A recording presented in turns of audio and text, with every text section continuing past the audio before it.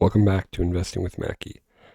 In today's video, what we're going to do is we're going to take a look at covered calls and vertical spreads and how you can use that with my website Price Probability to kind of visualize where that would fit in. So to kick it off, first we'll note that I pulled this data at basically the middle of the night. So the price isn't close. Close was around 436. So price went up a little bit after close, but the option data is basically around close time.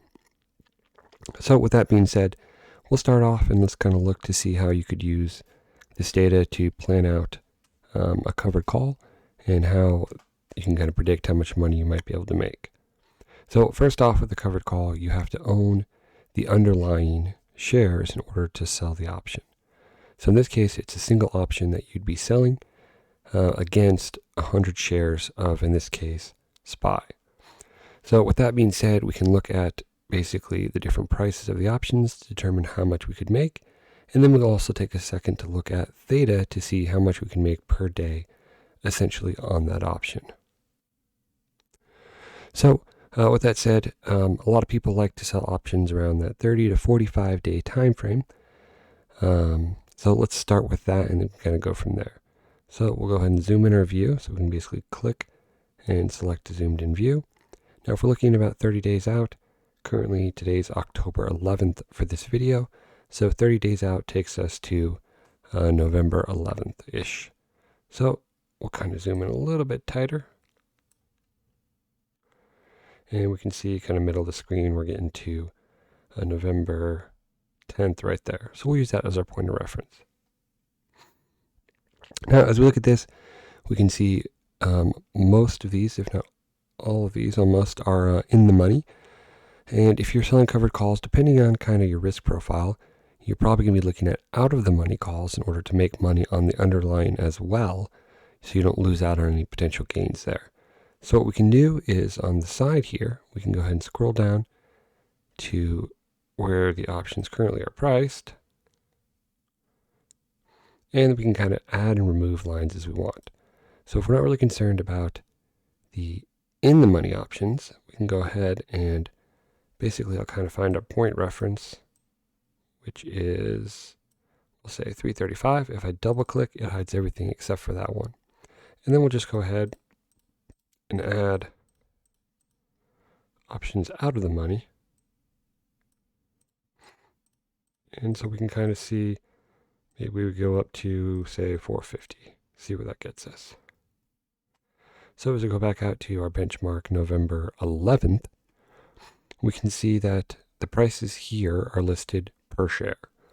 So if we were to sell, say, 445 strikes on November 10th, each one would go for, we said 445, so that'd be 3.82 per share. So essentially $382.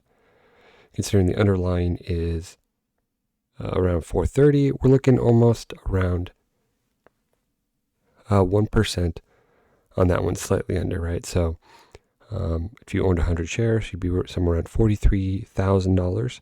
So 10% would be 4,300 and 1% would be 430. So let's say we did want to shoot close to that 1%. We could maybe go say, let's sell the 444. That would get us $4.21 per share, or $425 for the option. Okay, so that's 30 days out. If you want to do something like 45 days out, you could extend to the right, or you could look something shorter and try to run it maybe every 2 weeks.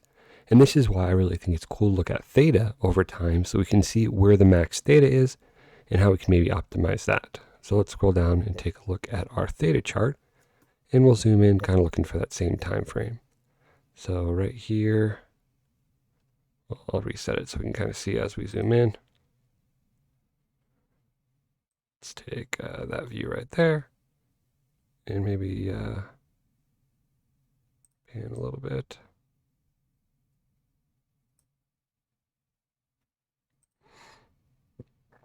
And we'll zoom in maybe December to there. So once again, it's showing us plus and minus. So we're seeing some below, some above. We can go ahead and reset which options we're looking at. So we'll set kind of our base at the money. Then we'll add a bunch above to kind of see how that theta is going to look.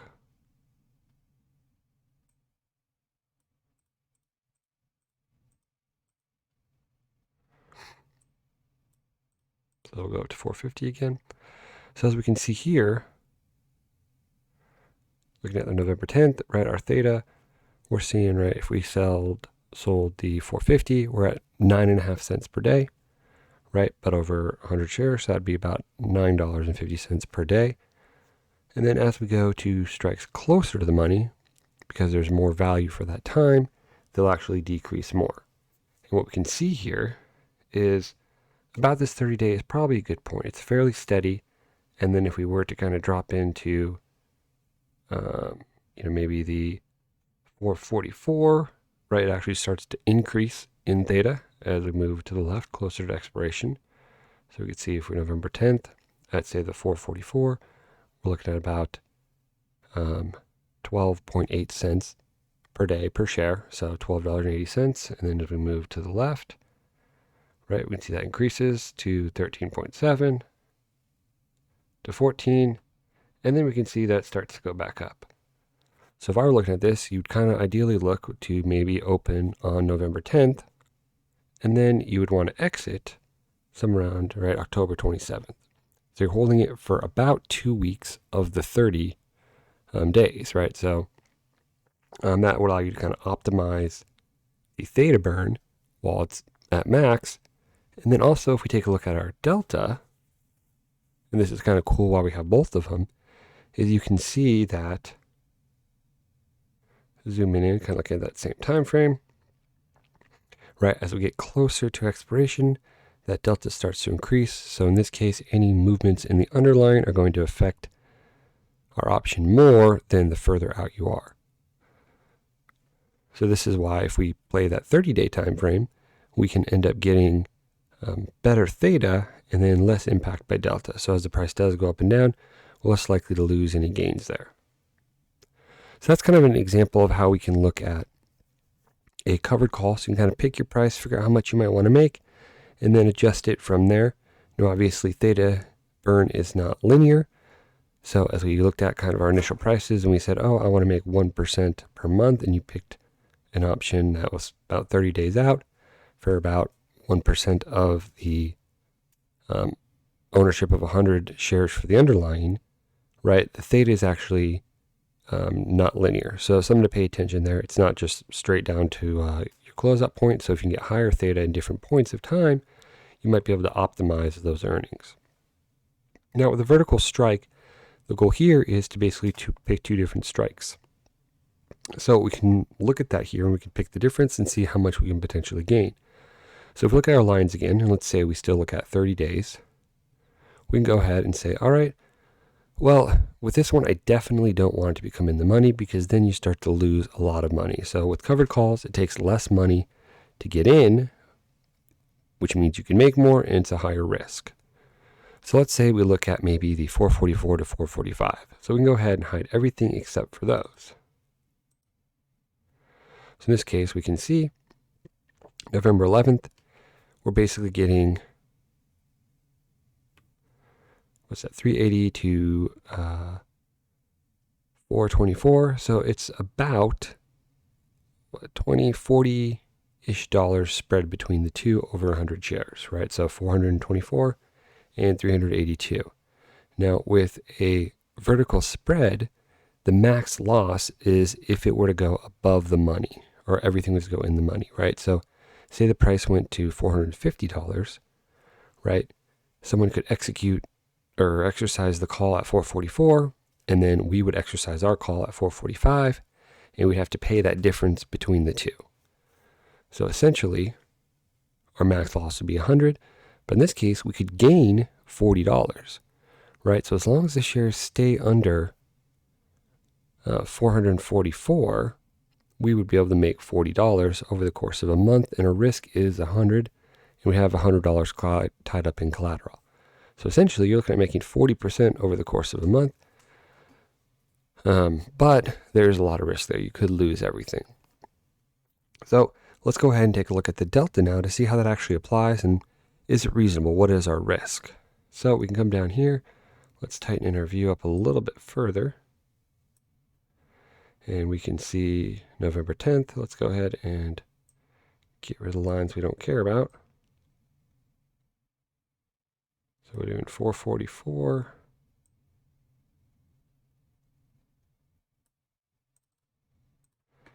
$4.45, so we go out to say November 10th, right? And we can see that the delta here is about 0.37 for the 444. Like I said, ideally we want to keep that out of the money. So with a delta of 0.37, a lot of times it's used as the percentage or the likelihood that it would become in the money. So that's 37% that would be in the money. And then because 445 is further from the current price, it's slightly less likely, right? It's a 0.35%. So a lot of people would say that's a pretty high delta to be selling options at. So maybe you want to look for something with a little bit less likelihood, right? So we can go ahead and using our little table here, we can add some more options and see where we're kind of feeling comfortable. So some people maybe say 20%, 15%, or 0.5, 0.2 deltas. So we can add a couple in here and we kind of see where the other ones potentially would fall out. Right, so if we go back to our November 11th, we can see, okay, so now we added a couple extra lines so we can see some delta. So maybe you're feeling comfortable around that 15%, right? So in that case, we're looking at a delta of maybe 0.16 or 0.14. So let's say that was our spread, right? 454 to 455. Let's go back up and we can see what that max gain would be. So we'll come up here, we'll add those ones.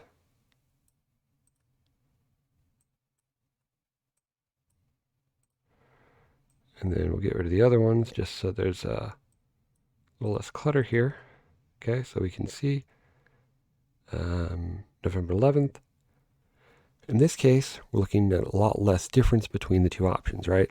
So the 454 would be selling at 1.26 or $126, and then the 455 would be at 109, rounded up to $110. So we're looking at about $16 to $17 that we could possibly gain there over the course of a month on $100. So you're looking at 16% gain, right, in a month with a 15% chance of hypothetically losing all if you didn't roll that option.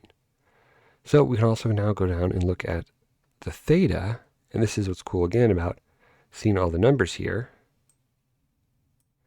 is we'll go ahead and hide everything except for the 454. And we actually see how that theta changes, right? So we start off, and the difference between the two is about 0.16,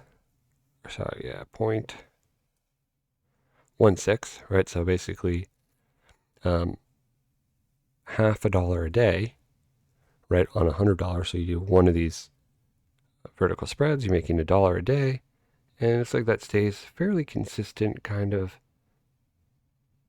Right up to this point, the difference is 0.7. You get down to 0.5. So you can see you're consistently making about half a dollar a day over 30 days. That gives us that $15. In this case, it looks like it's pretty linear as we approach the close there. However, you get to, right, today's the 11th, so we're looking at about 5 days out, 6 days out, the 17th, we can see that there's basically no difference between the two. So at that point, it doesn't really make sense to hold it, and you definitely would want to close that position. You probably would want to close it, right, a little bit further out, maybe October 20th, essentially, and then open up a new position that's maybe further out in time, right, to give yourself maybe a little more room or distance from the actual current price. So there's just a way that you can kind of use this tool to visually see an option you might be interested in and then make a decision based off of that. Now, currently I don't update this website very often. I'm looking to update the data probably about once every 30 minutes during the day. So if you did visit, you could pull up and you could kind of see where the options are. But either way, whatever trading platform you use, all the data is there It's just maybe not so graphically represented. So you can kind of scroll through your different option chains and figure out kind of what you're looking for, whether it's a delta, whether it's a theta, right? Or whether it's simply the price itself. If you're just trading covered calls and you're like, well, 30 days out, I want to be able to make 1% per month. And you base it off of the total option price as opposed to the delta or the theta burn. So some things to think about there. If you like this video, I'm looking forward to making new ones. One video in the future is I'm going to take a look at delta, hopefully one of our next videos, and look to see how accurate it is in predicting whether a whether an option ends up in the money or not. So as you look at it, you're like, well, I'll just sell really low deltas, like 0.05, and you kind of hear that phrase, picking up pennies in front of steamrollers, right? Does it actually make sense? How likely is it that your option would end up in the money? So looking to pull some stats on that, represent that. I've got some historical option data so we can go over the past couple of years and kind of see how that looks. And I look forward to making some more videos like that.